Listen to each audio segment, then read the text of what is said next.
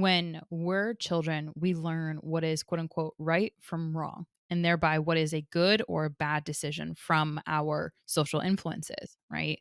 The purpose of talking about family is to understand the origin, because family of origin does matter and it makes a huge impact on our ability to function adaptively and in a healthy way growing up as adults.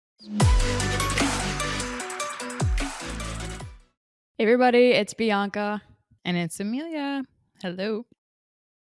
Before we jumped on here, I had told Emilia some pretty exciting news that I just put a deposit down on a new car, and this is the first time that I've ever made a really big purchase like this on my own, or that I've made a really big decision like this on my own. And I know that might not seem like a big deal, but for someone like me who kind of had everything done for me growing up, so I never had to struggle, I never really learned how to do anything. I never really learned how to take steps towards things and like do things on my own, and not being able to do that led to me not trusting myself to make decisions. So I really relied on everybody else to tell me if what I was doing was okay or not. And so in this one decision, there was like 15 different things that I had to do in order to be able to do this. And this is something that I know you and I hear from so many of our clients, is that I don't trust myself to make decisions. I Mm. don't trust myself. I don't feel safe within myself. I don't believe in myself. Like other people know better than I do.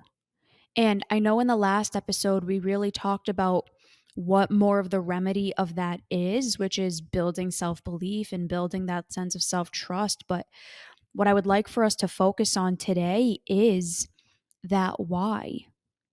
Why don't you trust yourself? Why do you struggle? Why is it that, when it comes to making a decision, you probably freeze and you do resort to asking other people? Because in this one example, that is what I used to do.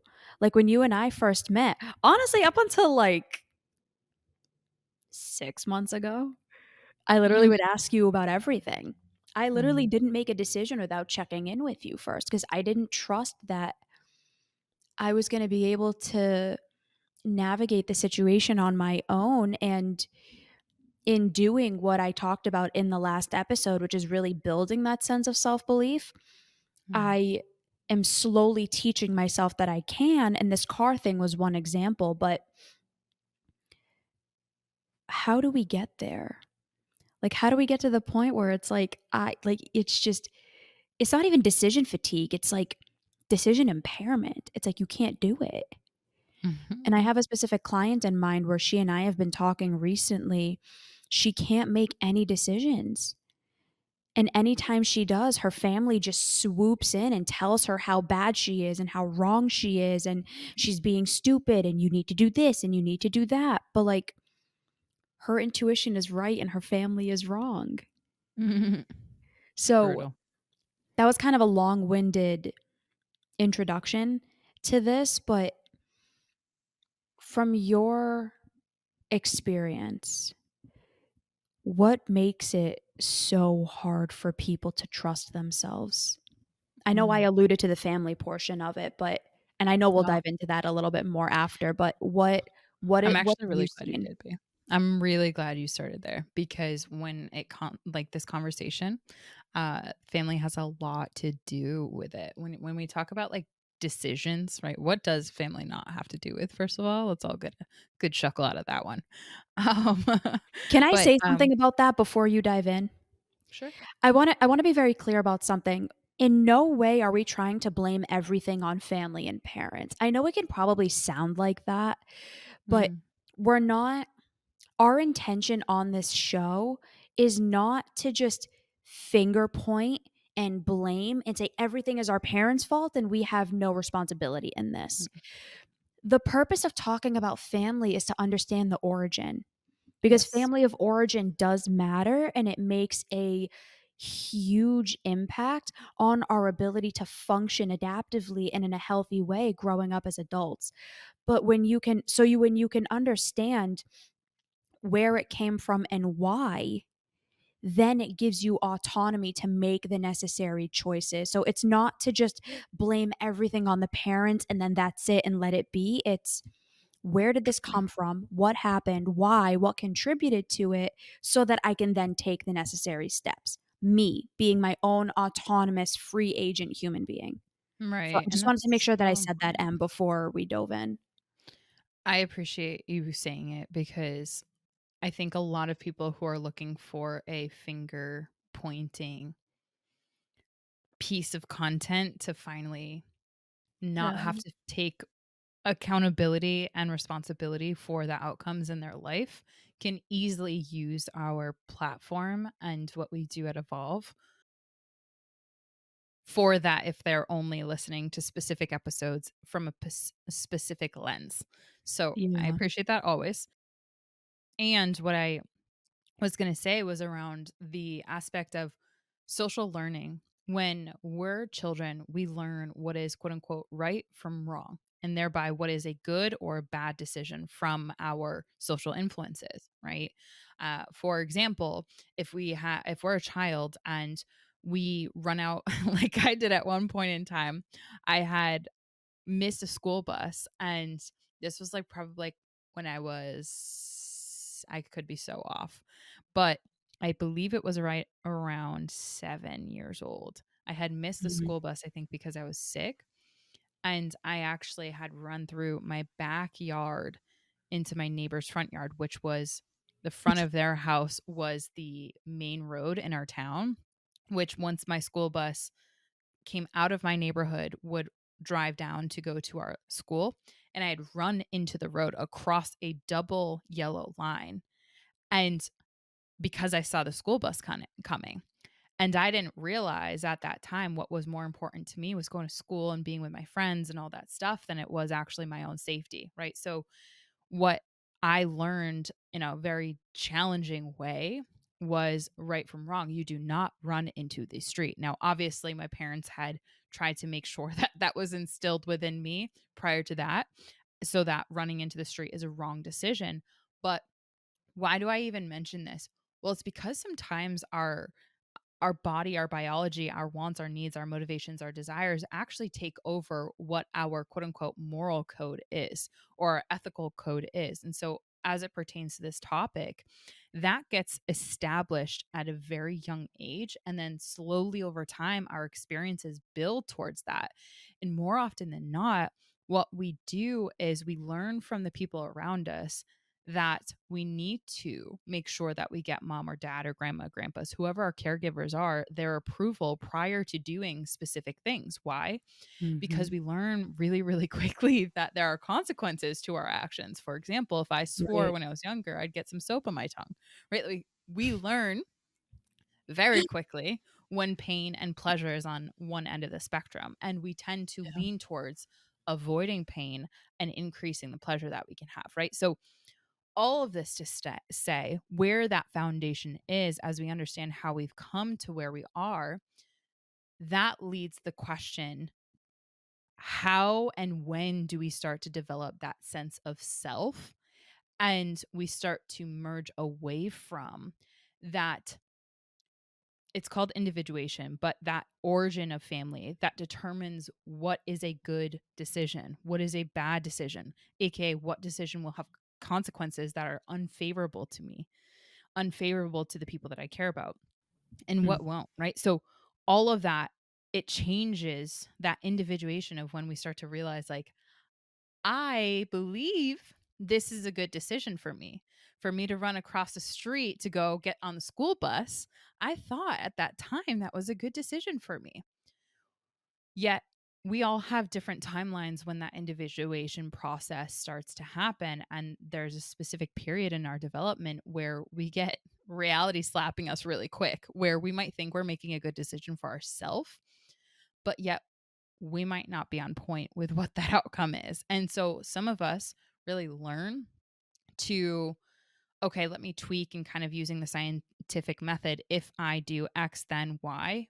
We start to learn that testing and that hypothesizing approach where if I step into the road, then it increases my probability of being hit by a car or mom yelling at me, dad yelling at me, right? So we learn that at an unconscious level. But some of us actually retract back into, I would rather not do that and not trust myself to make those decisions. I would rather make sure that the people around me only make those decisions for me. I think it's more to that though, I think, like, yes, you're 100% right, and it's also when you're trusting your gut and when something doesn't feel right within you, but your family, your caregivers, your parents are basically discrediting how you feel, and it's like, "Wait, so I shouldn't trust my gut? I shouldn't trust how I feel?" Like, I was listening Oof. to this, I was listening to this series online that was talking about trauma. We've both listened to it.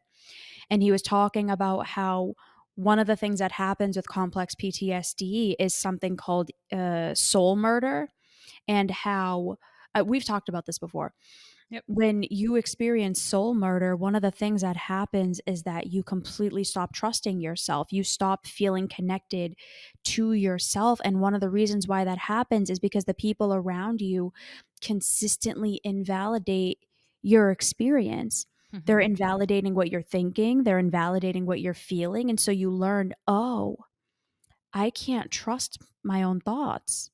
I can't trust my own feelings. And he gave this pretty crude and sad example of, imagine there's a young girl who doesn't feel safe around her uncle, That came and to mind too. she gets this really, really bad feeling being around him, and something inevitably happens. Mm. She doesn't know how to tell her parents about it. All she knows is that she doesn't feel safe around him anymore. And what do? "Oh, well, that's Uncle Johnny. Everyone loves Uncle Johnny. You have nothing to be afraid of. Oh, no, go give him a hug. Go say hi to him." I know that's a really extreme example, but how many of you have felt uncomfortable in a situation and your family, your friends, your caregivers really dismissed and denied what it was that you were feeling? Mm. Like, they couldn't hear what you were saying, they didn't want to hear it, they couldn't validate your experience, and so you learn, "Oh, I can't trust myself because these people who I rely on to take care of me are telling me that that's not true, or they're telling me that I shouldn't do what feels right to me, and I should do this thing that feels really wrong." Like, when I was younger, I had a very tumultuous relationship with my mom, and we're good now. I've expressed a lot of truths and she's been able to hear it, but we would get into these really, really bad fights, and I wouldn't feel like safe or ready to go up to her and say anything. And my dad would be like, "Bianca, just go say you're sorry." And I'm like, "Why am I going to say I'm sorry? I don't feel like safe about this. Like, this doesn't feel good for me. I don't, like, that's not my truth." And he's like, "Well, it's going to make everything better." It's like, so I have to deny everything that I'm feeling within myself to go appease a situation for what? So Woof. all of us don't get screamed at? And so many of us experience that. You're taught repeatedly over and over again, don't trust yourself. Don't do what you think is right, do what we think is right. And if you don't, here's the consequences. We're going to manipulate you, we're going to gaslight you, we're going to shame you, we're going to blame you, we're going to guilt the hell out of you because we need you to comply. And that's what this client told me. Like, even to today, her parents will, like, go crazy on her and, "Oh, none of you guys love us anymore. Why did none of you wanna spend time with us? We're just trying to help you, blah, blah, blah, blah, blah. Well, your grandmother's not gonna be around for much longer. Why don't you go see," and it's like, Oh, yeah. manipulate, manipulate, manipulate, manipulate, manipulate, manipulate, and so you learn, "Oh, I'm Brutal. gonna get massive pain if I trust what I'm feeling, so I Mm, have to do what you're telling me." mm. Well, why I say brutal to that is because it further It is brutal. endorses. No, yeah, not only is the experience brutal, but, like, just hearing that, when you really look at the stats around some of the most god awful things that are occurring in our society, it comes back down to one of the root issues of this, which is a lot of parents and people, I'm not just gonna say parents, I'm gonna say people, aren't emotionally in tune and or emotionally literate. We had an episode about couple episodes, 331, around emotional maturity, or Yeah. emotional immaturity rather. And it really highlighted, I think, in a way that I feel like it's a pool that I swim in so often that I don't realize I'm swimming in this water, but so few people actually really put a spotlight on, which is how the elements of emotion that we naturally experience as human beings are not acknowledged, celebrated, or really encouraged, especially the emotions that are on the low valence score, like anger, frustration, fear, Mm, anxiety, despair. You could name sadness, like all of these emotions that aren't mhm, feel good, fluffy ones. We don't have a great relationship with them. And so to further endorse that point of what you just said around this element, that is one of the root causes of this, why you don't trust yourself, because again, because your parents did not have a good relationship with their own emotions and their own physiological experiences of their emotions, right? What's happening in their own body and their mind and their soul, they're taught to just shut it out. So when they see that happening with you and you have an emotional experience, which is inevitable as a human being, they're going to shut you down and teach you to disengage, which is what we see a lot with those trauma survivors, right? Like exactly. disengage from your body, disengage from the systems within your mind that actually do help you build the bridge of good decisions or even process what that might look like. So there's so many things that are in this topic, and I think that we should probably start to round this one out because I can tell my excitement is getting a little too hot and heavy for this episode. And I am so proud that this client and the many other clients that we have had come through and stay at Evolve really start to work on recognizing that this is not a healthy place for me when I make a decision and I'm constantly bombarded by my family system, by XYZ, and being told to deny my feelings, to deny my emotions, to disengage with those, to shut it down, and that my decisions, what I determine what's best for me, is bad or wrong or gaslit into believe in an alternative story. So for you, Bianca, Yeah. you celebrating you making the ladder and building the ladder to be able to build up that decision making power to really trust yourself on making this decision. It's another celebration in the evolved community because of the fact that I hope people listening to this episode recognize that if you can do it, they can do it too. And it further lays the stones for so many people to actually walk that path because it's terrifying and it's Yeah. really freaking hard, but it's so effing worth it. And it's possible for everyone, right? So Yeah. that's all I got on this one. This was good. Cheers. This was Cheers. good. Cheers. My episode suggestion is 278. Do you know what happened to you? Woof. That was a good one. That was That a good was one such a too. good episode. Oh man. Okay. That's also a wonderful book for a lot of the clients that do want to do trauma work with me. I always make sure that I recommend that book and reading it. And that's where that episode Mm, was inspired from. Anywho, my episode suggestion was 307 Motivation Monday, the reason you're not changing. A lot of people come to Bianca and I and say, I'm fearful of change because I know there's discomfort coming. And when you can overcome those fears or those elements that are blockading your change, trust us. Like the world, life, emotional experience gets so much better. So please send us a DM if any of this resonated with you. We're just a DM away. Join Evolve Venture Society to get around other growth minded human beings. We would love to have you in the community if you aren't already. Bye, everybody. Bye, everyone.